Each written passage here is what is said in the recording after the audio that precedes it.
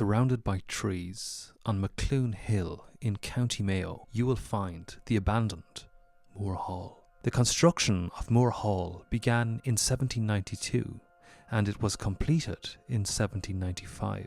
It was built for a George Moore and it was designed by the architect John Roberts. George Moore was a wealthy wine merchant and he made his fortune in Spain before returning to Ireland. Before building Moor Hall, George was warned by locals of the curses associated with this land. This was mainly because of the fact that in the year 400 AD, a druid was murdered on Macloon Hill. Of course, George still went ahead with the construction, but soon after its completion, he suffered a stroke which left him blind. And this is where the curse of Moor Hall began. George's son, John, was the first president of Connacht. He had studied law in France and became a lawyer. However, his time as president was brief.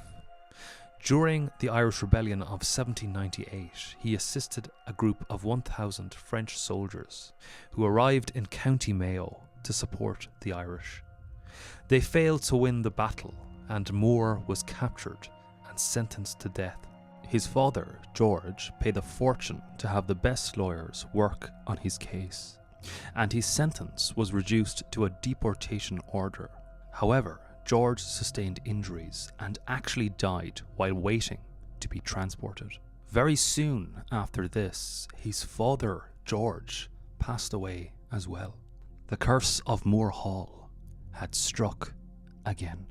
The next to inherit Moor Hall was John's brother, who was also called George. George owned many racehorses and was quite successful.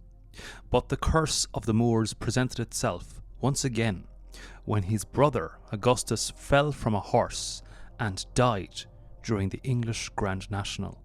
The next year, George himself raced and actually won the Gold Cup. During this time, Ireland was at the height of the famine. So with the winnings, George bought grain and cattle for his tenants. Because of this, it is said that no one on the Moors' land fell victim to the famine. The last person to live in Moor Hall was George's son, a George Augustus Moore. He was a famous novelist and co-founder of the Abbey Theatre. He was friends with Oscar Wilde, Lady Gregory and W.B. Yeats, all of who paid visit to Moor Hall.